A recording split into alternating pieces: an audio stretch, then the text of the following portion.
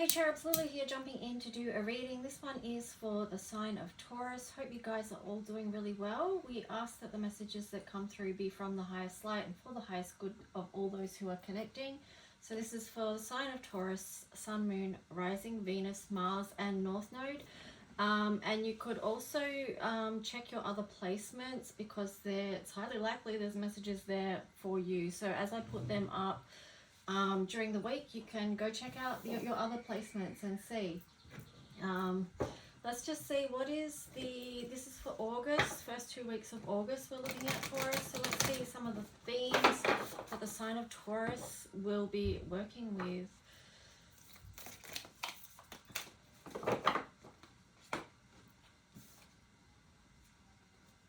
Potential, I like that. So confined or infinite. And then on the bottom, sadness, defensive listening. Wow. Okay, so what I'm getting with that is, yeah, so I just split the deck and I got wish, despairing, or hopeful. Okay, so I just want you to know that if you are, Taurus, going through a time of sadness at all, that you can remember that you still have your potential within that. You can move through the sadness or whatever it is, and it's really an opportunity, actually, this sadness, this grief, because it's going to show you things, because it's got listening here. So listen to what your tears are about. Where is it that they're what is it that they're speaking to you? What is it that they're releasing? They're trying to help you in releasing. Open up to the potential. Like, you're going to move through this feeling, whatever it is. And maybe you are going to lean more and more into your potential. And I'm just getting the words trust the process. And here you've got wish, which is the difference between despairing and hopeful. So, you know, we can all lose faith during times of transformation. This wish card is reminding me sort of the star energy in the tarot, because, you know, I was thinking about that, this rising, actually, about the sign of Aquarius and how, you know, their card is the star, 17, the wish. But, you know, they're the only sign that has two elements displayed in their imagery and in what's written about them, because they're the water bearer, but they're the air sign. And so one of the amazing things about the sign of Aquarius is they can go through all the feels, and they often get, you know, said that they're cold and they don't have feeling, they're unfeeling, but the opposite is true of that. They are deeply feeling, and they have the potential. What they do, right, is they go through so much healing and feeling, like so much, but at the same time, through their own process of transformation, they actually support the collective in healing. Okay, so that's why they're the water bearer. So the reason I'm saying that is you may be at some point despairing, but just know that even in that, you've got potential. Things are transforming, they're moving, they're shifting, they're changing. And you can lean into hope as well. And just understand that we have different feelings at different times, and it's okay, right? It's okay. You're going to move through it. Wow.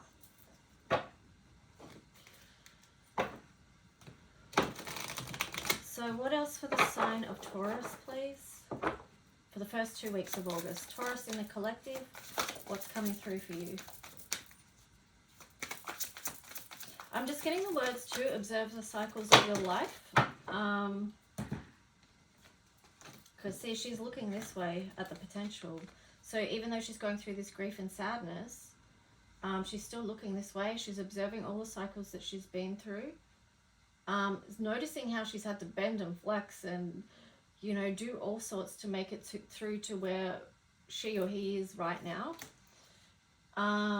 So there is that energy of observing still, seeing from the higher perspective, a deeper wisdom. And here we've got peaks of joy. So joy is on the opposite of grief. Okay. Here you've got details. So that links into the observing. Like what is she observing? So this came up in,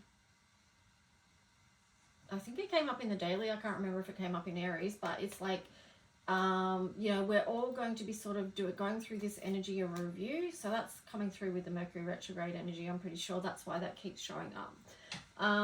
But yeah, it's like here you've got commitment. And this has got a star and a key. And I really feel like, you know, part of your healing journey is this commitment. Like be committed to be strong enough to move through your feelings, to let it help you grow, stretch, move beyond, understand your potential, lean into life. There's a lot of opening here. So I do feel like, Taurus, that, you know, your energy is actually expanding. It may feel like in the times of grief that it's restricted, but it's just because you're going through that process, okay? So, but what is actually happening and what you're moving through is this energy of new life and expansion. And so being committed to your path, see, even here, like being committed to your path and your healing, and there you've got, this is a new journey because it's 36, which is a gateway, right? And then 36 reduces to 9, which is birthing something new. So things that you felt are like coming apart, there's actually a key there. It's a key to connection. And then you've got this Golden Palace card here. So I do, like, that's 23, that's communication in the color mirror system, but it's also a 5 as well. So I do feel like there is big changes, big growth coming for you, Taurus, through the process of what you've been through. And you've been gathering a lot of wisdom from this. So yeah, it's a lot, right? But, you know, there is the balance of both there, okay? So, the highs and the lows, all in between. But let's just see what the tarot story is going to be for you guys. So first 2 weeks of August is what we're looking at for the sign of Taurus. What is in there? What's for their highest good to know at this time that would support them? 3 of Swords. Beautiful. So coming out of that time of grief and sadness. Yeah, wow. 10 of Swords. I really like this. So things are coming into balance for you with alchemy there. I feel like it's because you've been taking the time to work through whatever it is that you've got going on. It is a completion of this cycle where you just felt like you're done. I feel like you're done with heartache. You're done with being heartbroken, and you want to move on to something more hopeful and something more balanced. So let's just see. Yeah, Ace of Swords on the bottom there. What else for the sign of Taurus? Yeah, something new coming in, definitely. What is it that's coming in?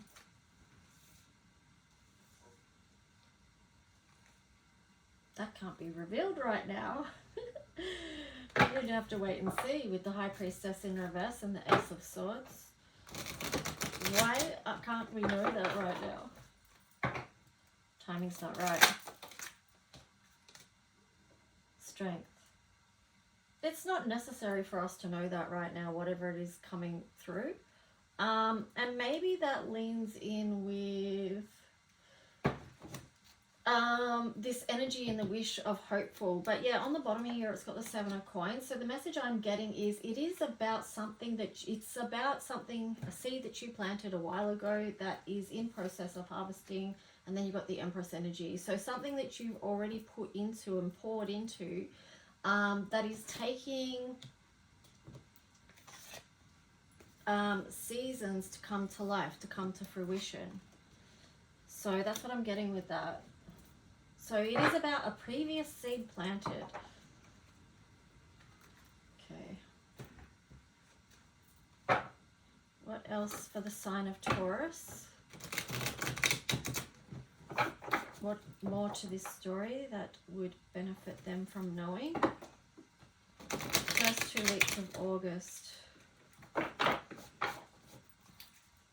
Taurus, the collective. Two of Swords. Okay, so let's just see. Ace of Cups.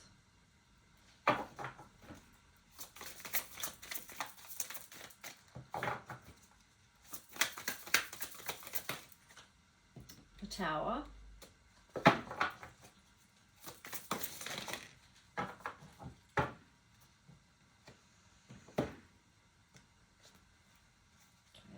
What this is.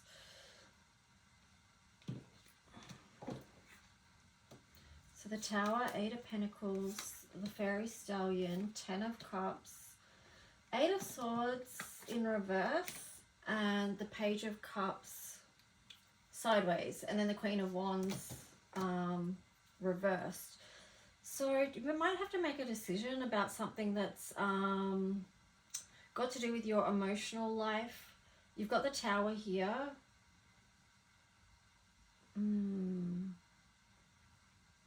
The Tower and the 8 of Pentacles.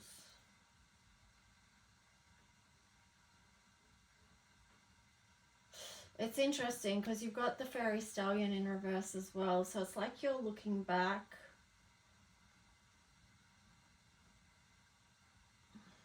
There could have been a connection that you feel like you've invested a lot into, that you've put a lot of work into, but there was a Tower moment there.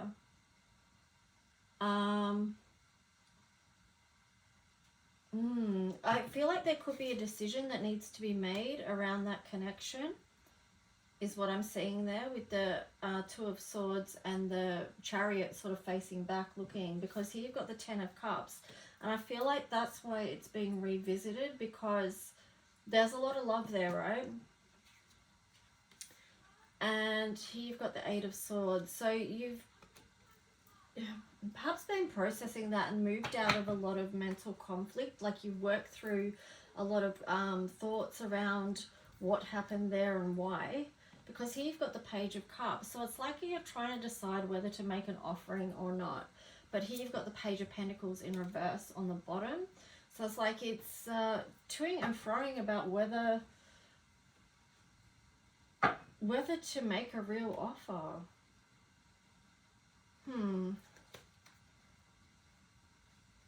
Interesting. Why is this Queen of Wands here? I forgot about her. Yeah, so Queen of Wands, it's just like she's in reverse. So even though the emotion's there, it's just like, is this physical action going to be taken? And it doesn't look like it's going to be with the Queen of Wands and the Page of Pentacles in reverse. It's like, well, I've got these feelings, but what do I do with them? Now you've got the 6 of Swords on the bottom there. So it is, you know, continuing to look at this situation. But wanting to move on from what you've learnt to calmer waters. So let's just see what more to this story for the sign of Taurus.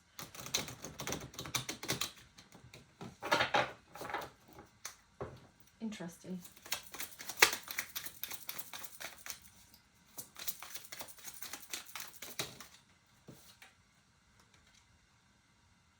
Page of Swords.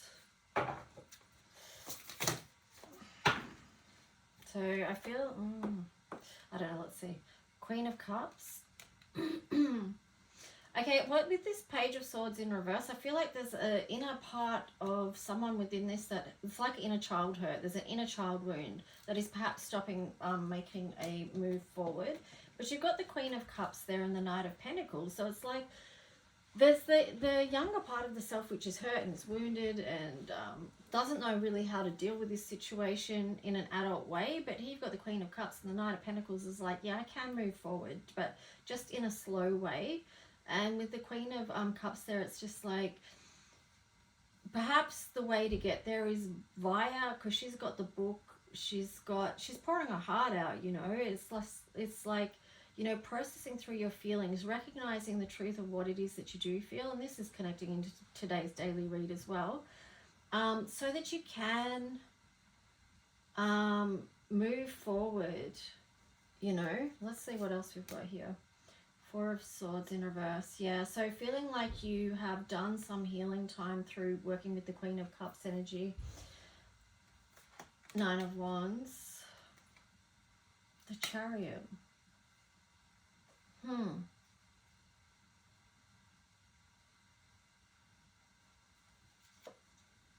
What's this one? That's the Wheel in reverse.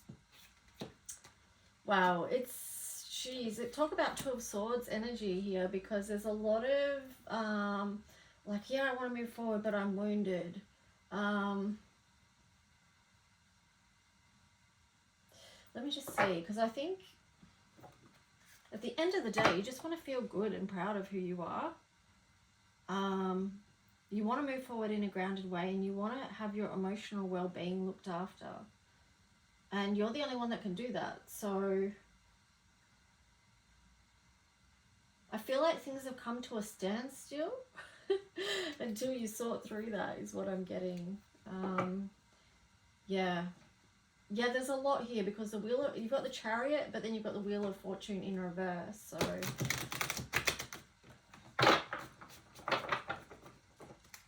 I'm getting the words building strength and building courage. Here you've got King of Wands on the side. Wow. Queen of Wands on the side. Damn. Phew. Wow.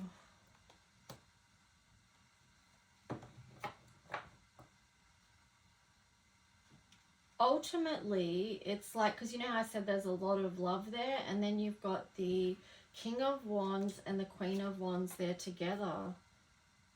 So this is like a very powerful union, a strong connection, that there has a lot of potential for emotional well-being and love to grow.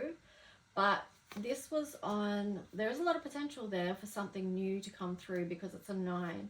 But it's on the side yet there. So it feels like that's an unknown, is what I'm getting. Let's just see. I'll jump out of tarot for now, and we'll go and see what the challenge and the opportunity here is within this. Because it does seem like this is to do with a love union that has had a lot of challenge and fallen apart or come apart, or but then it's being re-looked at. So, and there's a reason it's being re-looked at. But let's just see, what's the challenge and the opportunity? This could be, yeah, this just feels like major Mercury retrograde type style thing. But yeah, it heavily ties into today's daily as well. So feel free to check that out. You may resonate with that if you're resonating with this. So influence and bond. Okay, so the challenge and the opportunity. Yeah, that's interesting. Okay, well, when I flipped the deck, I got the communication in reverse was the second one. But when I first did it, it was routine. I saw routine in reverse. So it's like change how you do things. Like maybe if what you were doing didn't work, change how you do things. Change how you communicate. Break the routine. Like if you want a different outcome, do something different is what I'm getting. And that could be a strong influence there. But this is interesting. There's a lot of cigarettes and empty bottles here. So what is it that you're being influenced by that was maybe sabotaging this connection? And that could be, so it like ties into devil energy or something negative. But I mean, as always, that can be a million different things for different people. This is just what's in this imagery. But perhaps it was those things. It could be addictions or devil energies that affected this bond in a really strong way. But the opportunity is to, like I said, break the pattern and communicate in a different way. So, wow.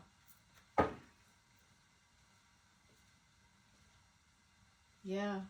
Like even if I go back to these cards, it's like details, details, commitment, coming apart, and then peaks of joy, and then the golden palace, you know. So that tells a story of a path within itself. Yeah, right. This is deep, Taurus. Let me know if you're resonating at all. Oh. Let's see what planetary energies want to share something with the sign of Taurus. You've got 10th house. This is coming out so much, and I think it's because, well, it's because of the Capricorn energy that we're going to be heading into as well with Pluto in Capricorn. So that's, you know, already felt very strongly that I'm just getting the words persistence, determination, putting in the work, and then you've got Mercury, the mind. So I feel like it's going to, like, Mercury retrograde might actually feel like a lot of work to you, is what I'm getting.